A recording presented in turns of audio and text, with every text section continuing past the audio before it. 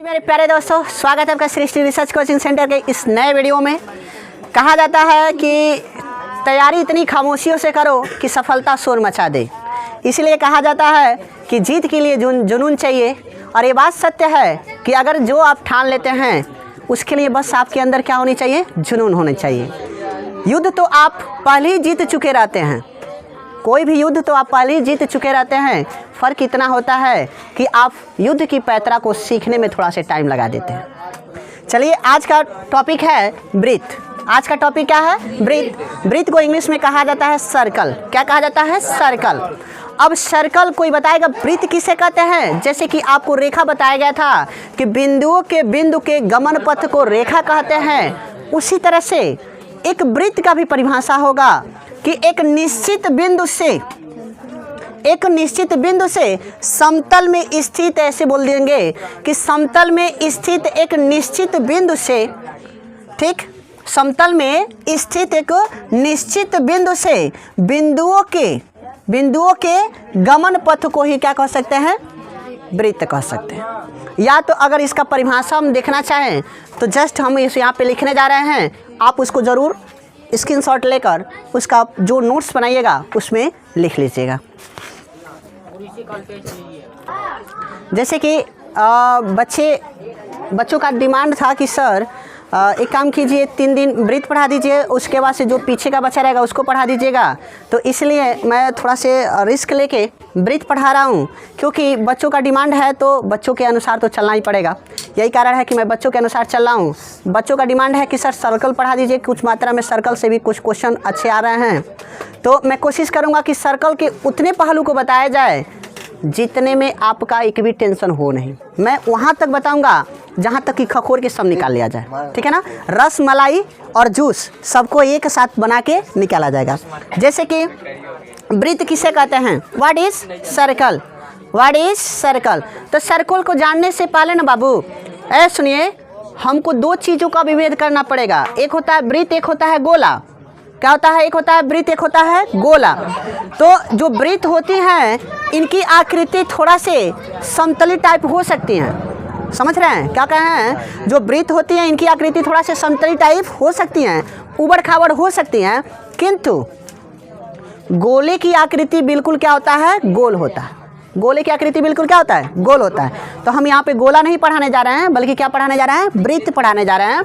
तो यहाँ पे ब्रीथ की परिभाषा हम आपको लिखवाए हैं कि किसी समतल में एक बिंदु, एक नियत बिंदु, किसी समतल में, देखिएगा हाँ एक समतल है तो किसी समतल में एक नियत बिंदु था। एक नियत बिंदु है बाबू, तो किसी समतल में एक नियत बिंदु पर, एक नियत बिंदु समान दूरी पर स्थित। कौन सी दूरी पर स्थित चला? समान दूरी पर स्थित। यहाँ पे ध्यान देने योग्य बातें हैं कि समान दूरी पर स्थित किसी समतल में एक नियत बिंदु से समान दूरी पर स्थित समस्त बिंदुओं से बनी आकृति को, समस्त मतलब सभी बिंदुओं से बनी आकृति को क्या कहते हैं? वृत्त कहते हैं। एक ध्यान से क्वेश्चन परिभाषा होगा कि किसी समतल में स्थित एक नियत बिंदु से, किसी समतल में स्थित एक नियत बिंदु से समान दूरी पर स्थित, कौन सी दूरी पर? समान दूरी पर स्थित समस्त बिंदुओं से बनी आकृति को क्या कहते हैं? त्रिभुज वृत्त कहते हैं। इसमें यह दिखाई दे रहा है कि क्या है बाबू? एक वृत्त है। ध्यान से सुनिएगा, वृत्त को सदैव हम किसी न किसी समतल पे प्राप्त कर सकते हैं, किंतु गोले को हम कहीं भी प्राप्त कर सकते हैं। गोला एकदम गोल होता है तो उसे हाथ में भी हम प्राप्त कर सकते हैं गोले को, लेकिन वृत्त को हम गोले हाथ में प्राप्त नहीं कर सकते हैं। वृत्त को हम बस कहाँ प्राप्त करेंगे? तो किसी समतल में एक नियत बिंदु से समान दूरी पर स्थित समस्त बिंदुओं से बनी आकृति को क्या कहते हैं? वृत्त कहते हैं। वृत्त के अब स्टार पॉइंट यहाँ पे हम एक लिखवाए होंगे कि उस नियत बिंदु को केंद्र कहते हैं, वृत्त का केंद्र कहते हैं। तो इसमें देखिएगा एक नियत बिंदु कहीं दिखाई दे रहा है, ये ओ एक नियत बिंदु दिखाई दे रहा है, तो इसको हम क्या कहेंगे? चला वृत्त का केंद्र कहेंगे। तो वृत्त के केंद्र को हम किससे डिनोट किए हैं? ओ से। किससे? ओ से। उसी तरह से एक और स्टार पॉइंट लिखवाए हैं तथा उसकी दूरी को वृत्त की क्या कहते हैं? त्रिज्या कहते हैं। तो ओ से लेकर और पी तक के बीच की दूरी को क्या कहेंगे? वृत्त की त्रिज्या कहेंगे, जिसे हम इंग्लिश में रेडियस कहते हैं। क्या कहते हैं? रेडियस कहते हैं, जिसे स्मॉल आर से प्रदर्शित करते हैं। जिसे किससे प्रदर्शित करते हैं? स्मॉल आर से प्रदर्शित करते हैं। बोले चला, इसको कैसे हल किया करेंगे? कौन? मतलब हल जैसे कि मैं आपसे यही कहना चाहूँगा कि नोट्स बनाने से पहले इसका स्क्रीनशॉट ले लीजिएगा और एक बार इसको दोहराने की कोशिश ज़रूर कीजिएगा कि वृत्त किसे कहते हैं।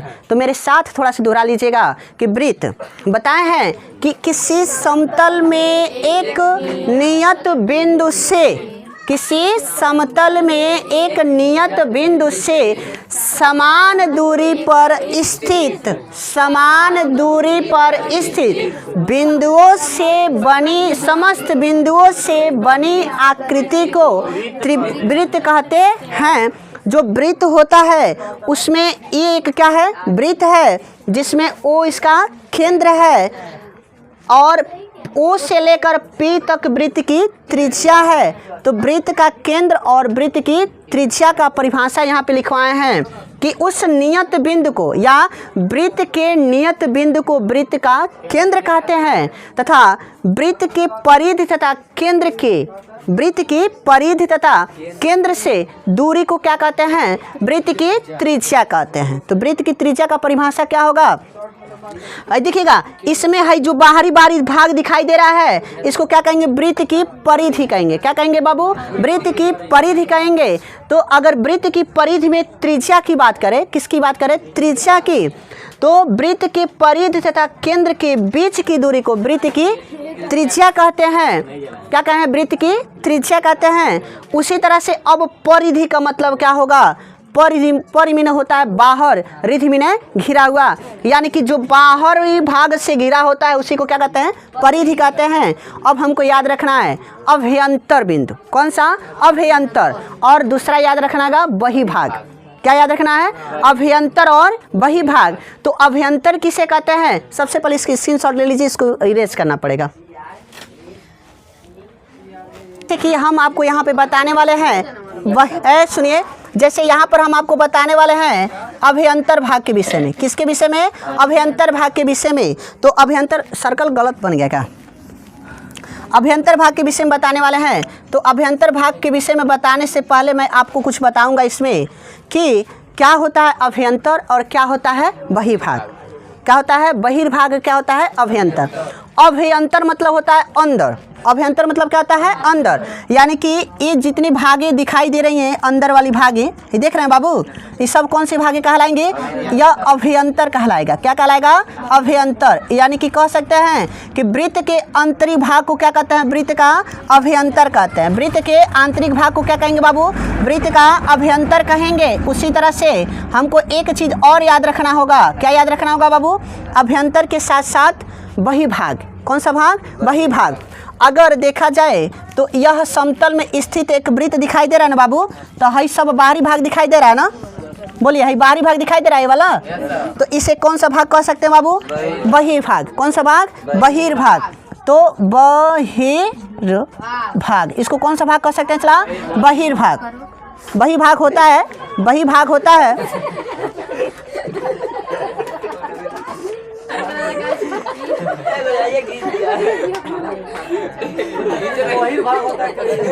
बहिर्भाग होता है, बहिर्भाग लिखे हैं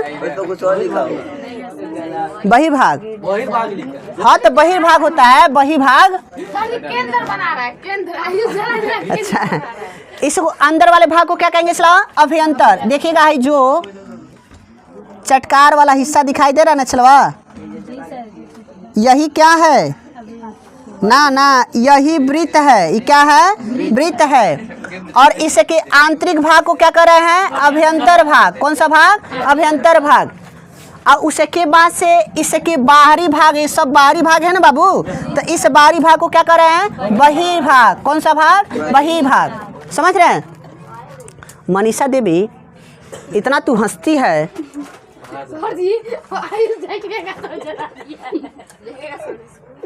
तो जला दिया तो तू हंसेगा तो आ जाएगा। यही से लुलिया पगलाइल भी। सर जी एना करना कोना समझ रहे हो ना गदावा, यही से लुलिया पगलाइल भी। अब तो वही के देख के पगलाइल भी हो। खोल लिया। अरे जोन गमों खुले ले बोए बोए करे ले, समझ रहे हो ना? हाँ समझ रहे हो ना, तो वही के देख के मनीषा पगला गई भी। अरे यार उसको पिल्ली उल्ली बोलते हैं ना क्या, समझ गए? तो आगे चलें, चल बता तो बही भाग किसे कहते हैं? बही भाग, सॉरी जो वृत्त के बाहरी भाग को बही भाग कहते हैं। अभ्यंतर भाग, सॉरी वृत्त के अंदर भाग को। हाँ हाँ सही बोलो, बोलो क्या बोलो? बही वृत्त के आंतरिक भाग को क्या कहते हैं? अभ्यंतर भाग। अभी बताओ से चला, हाई वृत्तवा कोनो न कोनो क्षेत्रफल घेरता कि नहीं घेरता? घेर रहा है ना, तो वृत्त का कोई क्षेत्रफल होगा? बोलिए लोग, वृत्त का कोई ना कोई क्षेत्रफल होगा। चलवा तो कौन बता देगा वृत्त का क्षेत्रफल का सूत्र? बताइए, तो बनाइएगा। जो वृत्त होगा तो इसमें इसके नानी मौसा दादा दादी चाचा चाची नाना नानी सबका अध्ययन कर दिया जाए। कर दिया ना चलवा? आई वृत्त का क्या है? सटला तो गई लो, कौन सी कौन सी चलवा? केंद्र है। तो हाई वृत्त का क्या है चलवा? केंद्र। हाई वृत्त का क्या है? त्रिज्या। और यहाँ से लेकर यहाँ तक हाई वृत्त का क्या हो गया? व्यास। वेरी गुड, क्या हो गया चलवा? व्यास। तो व्यास को हमेशा हम किससे डिनोट करते हैं चलवा? डी से। और त्रिज्या को किससे डिनोट करते हैं? आर से। त्रिज्या को आर से, व्यास को डी से। त्रिज्या हाँ, व्यास डी से। अब ये बताओ चला, इसमें हम इसको अगर हम केंद्र मान ले रहे हैं, इसको बी मान ले रहे हैं और इसको ए मान ले रहे हैं, तो देखा जाए चला तो वृत्त डी में और आर में कोनो संबंध दिखाई दे रहा है? कोनो संबंध दिखाई दे रहा है क्या? तो जरा वृत्त की त्रिज्या के समझ में आ गया चलो कि वृत्त के केंद्र तथा परिधि के बीच की दूरी को वृत्त की त्रिज्या कहते हैं। और उसी तरह से व्यास का परिभाषा बताया जाए तो क्या कह सकते हैं? तो कह सकते हैं हाँ, एक परिधि से दूसरे परिधि तक, देखिएगा, एक परिधि से दूसरे परिधि तक जाने वाली रेखा जो कि केंद्र से होकर जाए, जो कि केंद्र से होकर जाए, क्या कहलाती है?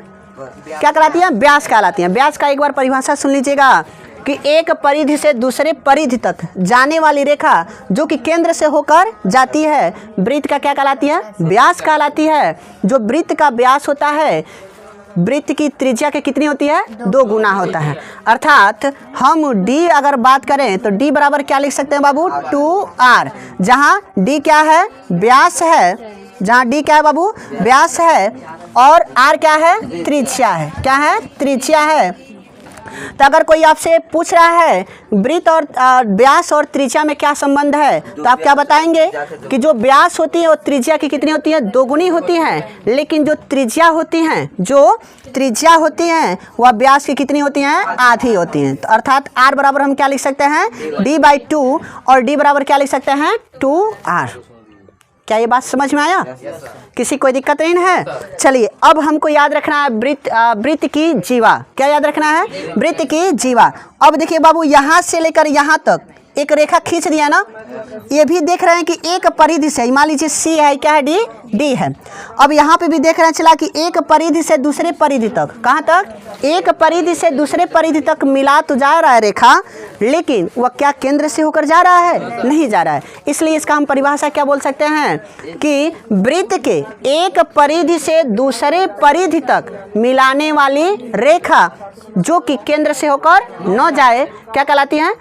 वृत्त की जीवा कहलाती हैं। वृत्त की क्या कहलाती हैं? जीवा कहलाती हैं।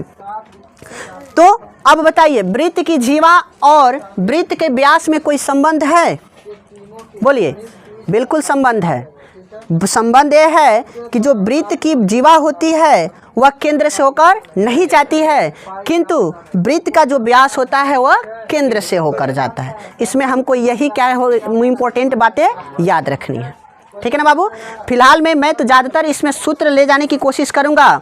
अब बताओ बाबू, यहाँ से देखा जाए तो ज़रा ध्यान से देखना, जो व्यास है वह त्रिज्या को क्या कर रही है? व्यास है वह वृत्त को क्या कर रही है बाबू? 2 बराबर भागों में बांट रहा है कि नहीं बांट रहा है? बांट रहा है क्या? देख लीजिए, आधा से होकर जा रहा है तो आधा वृत्त है और आधा वृत्त है। तो इसका अगर अर्धवृत्त की परिभाषा आपसे पूछे तो क्या बता देंगे? अर्धवृत्त की परिभाषा बोलिए। हाँ, ऐसे डायरेक्ट बोल दीजिएगा कि प्रत्येक व्यास क्या करती है, किसी भी वृत्त को 2 बराबर भागों में बांटती है। अर्धवृत्त की परिभाषा होगा कि प्रत्येक व्यास वृत्त को 2 बराबर भागों में बांटती है, जिसे क्या कहते हैं, अर्धवृत्त कहते हैं, या इन दोनों भागों को क्या कहते हैं, अर्धवृत्त कहते हैं, या इन भागों को अर्धवृत्त कहते हैं। तो एक बार ध्यान से सुन लीजिएगा। अर्धवृत्त का परिभाषा होगा कि प्रत्येक व्यास वृत्त को 2 बराबर भागों में विभाजित करती है। प्रत्येक व्यास वृत्त के 2 बराबर भागों में क्या करती है, विभाजित करती है। इन भागों को ही क्या कहते हैं, अर्धवृत्त कहते हैं। इन भागों को ही हम क्या कहते हैं, अर्धवृत्त कहते हैं। किसी कोई दिक्कत नहीं है। अब हमको याद रखना बाबू त्रिज्याखंड। क्या याद रखना है, त्रिज्याखंड। अब त्रिज्याखंड को हम कैसे याद कर सकते हैं, त्रिज्याखंड की परिभाषा कोई बताएगा। त्रिज्याखंड जैसे कि अगर हम इसको एक और वृत्त का यहाँ पे निर्माण कर दे रहे हैं, हाँ बिल्कुल सही।